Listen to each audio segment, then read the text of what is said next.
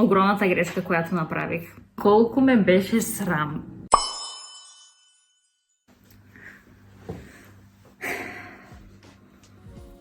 Здравейте! Направете си с мен кафе, чай, матча, вино, каквото там си пиете. И нека си говорим за изминалата година. Снощи, когато си легнах, бях малко развълнувана, понеже днес трябва да кача календарите ми за 25-та. И просто винаги се вълнувам, когато съм създала нещо и мога вече да го споделя с всички, нали, мои приятели, последователи и така нататък. И си помислих за нещата, които съм направила тази година. И когато си кажеш, то аз, нали, нищо не съм направила тази година, нищо не е станало, всъщност има доста неща, които са се променили. Почнах да се сещам за нещата, които съм направила, къде съм отишла, какво съм постигнала, какво съм спечелила от тази година и всъщност бяха доста неща. Сега, аз не искам да ви изреждам само нещата, които съм направила тази година с цел да се похваля, не, изобщо. То няма нищо за хвалене, просто искам да го направим заедно. Да почнем да изреждаме нещата, които са ни зарадвали, които сме направили заедно. Затова, освен кафето, чая, мачата и виното, си вземете просто една тетрадка, едно химикалче, любимото ви химикалче и нека изпишем тези неща. Сега аз ще изредя неща, които буквално са направих мъфини тази година за първи път в моя живот.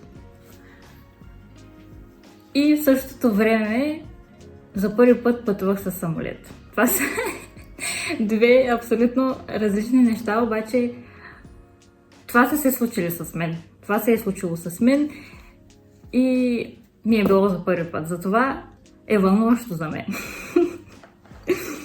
Затова съм сигурна, че вие също сте постигнали много и си заслужава просто да отделите време за това и да си благодарите. Да благодарите за всичко. Така, първото нещо, ако искаме да започнем от януари, от всеки месец, за да продължим в декември, първото нещо, което за мен беше много важно, беше, че подготвях първите си поръчки, буквално, за изпращане. Какво говоря? Приготвях първите си поръчки, т.е. аз миналата година зададох първия си календар. Обаче първите поръчки ги изпращах декември и януари. Затова го броя като от тази си година. И наистина много се радвам. Че хората си поръчваха, че хората така се радваха за мен, въпреки че сега ще ви кажа огромната грешка, която направих. И го казвам, защото всеки прави грешки. И искам, нали, винаги има хора, които виждат хубавото на нещата или пък си казват, добре, защо всичко при тях върви добре или е перфектно. Обаче изобщо не е така. И миналата година аз буквално се разплаках, аз просто и знам, че и знаех си, че ще го разказвам, нали, смейки се, защото боже мой. Вече продадох или подарих доста от календарите си. И братовчетка ми един ден ми пише, вика, защо всички месеци са еднакви? Аз казах, какво? И буквално всички месеци, даже в момента този календар, който е тук. Не знам дали виждате, обаче всички почват понеделник и свършват сряда. Абсолютно. И февруари, включително. Ето. И аз вече този календар го бях подарила на моите учителки, на моите приятелки, на хора, които ми писаха просто от интернет. И се представяте просто колко зле ми беше и колко ме беше срам, че съм направила такава глупава грешка. Аз просто имах 2 файла. И съм принтирала грешния файл, който не съм оправила месеците. И трябваше да изкарам, разбира се, отново нови календари. Да се извинявам, да пиша на хората, да им изпращам нови. Някои казаха, няма проблем да остане, просто беше ужасно. Обаче, нали, въпреки че го има тази огромна грешка, аз се радвам, че съм го направила. Някак си сега съм много по-внимателна, гледам да няма грешки, гледам всичко да е наред. Просто нищо не е перфектно, нищо не трябва просто е така и да продължи. Така, това е една страна. Мале 10 минути говоря за това нещо. Тази година ми беше първото посещение на столицата. Аз никога не съм ходила в София. Или може би за някое... Защо, нали? Не съм ходила. Тази година отидох за първи път и то защото полетът ни беше оттам. Трябваше да се качим от София. Поканиха ни в Малта.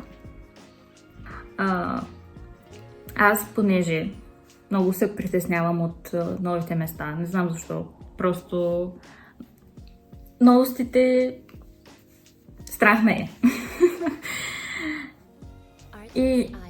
И се чудих, нали, дали да откажем, какво да направим, дали да отидем.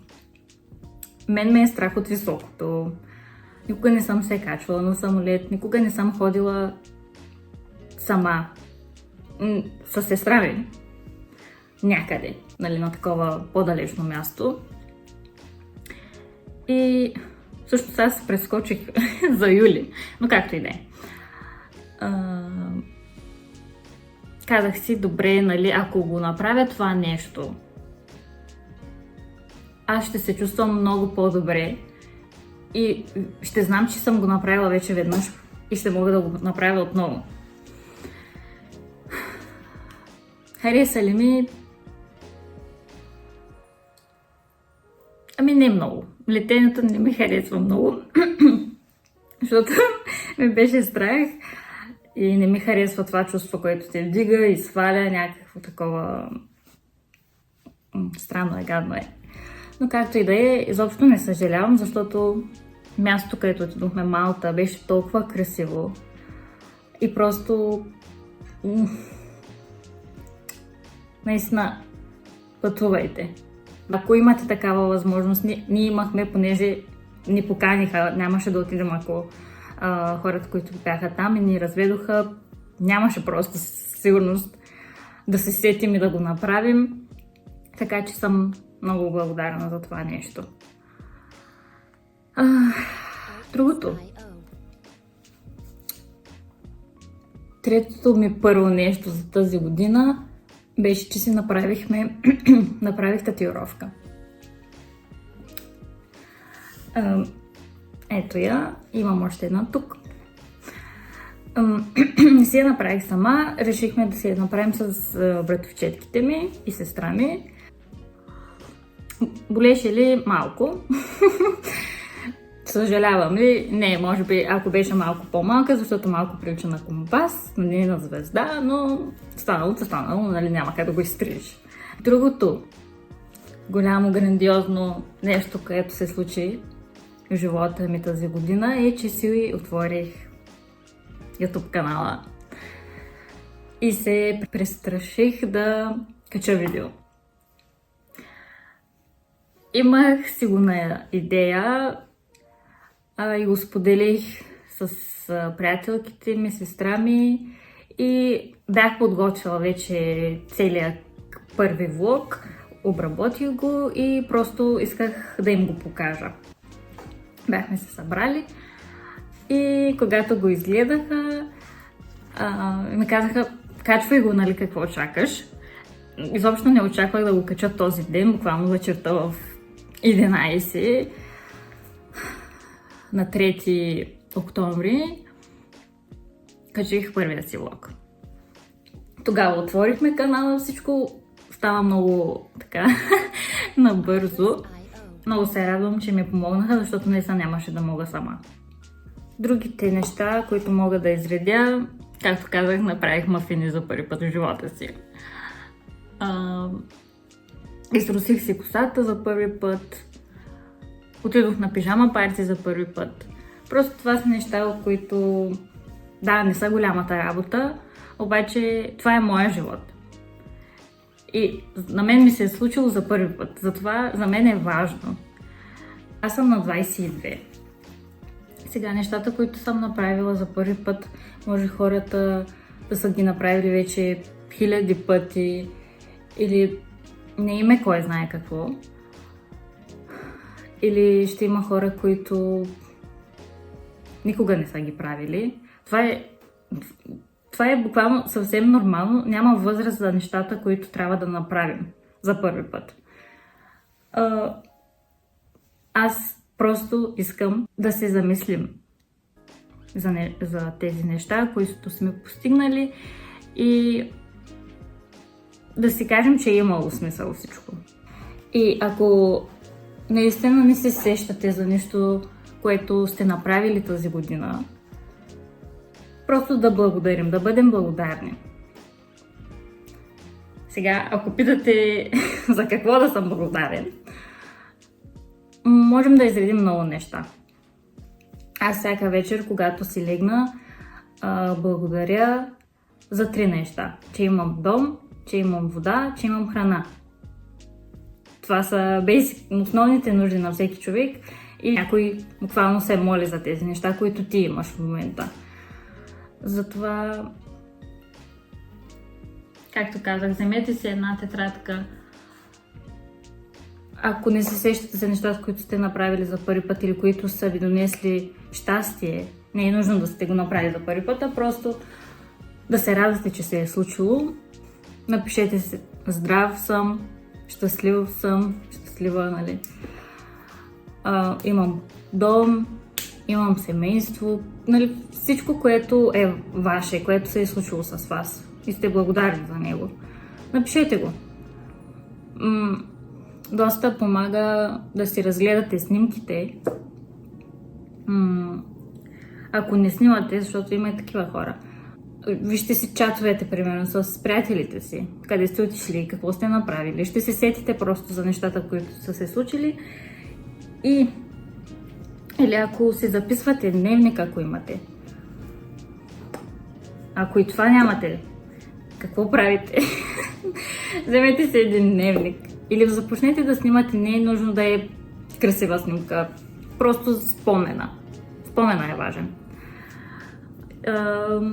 Вземете си дневник и запишете какво чувствате, защото няма как да помниш как точно си се чувствал ти преди 1 година, на този ден.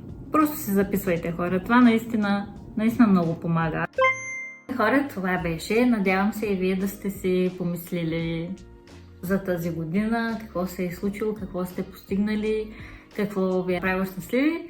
Ако искате, си запишете и ви пожелавам светли празници. Бъдете щастливи, бъдете здрави, грижете се за себе си. Обичам ви, целувам ви и до другата година. Бай!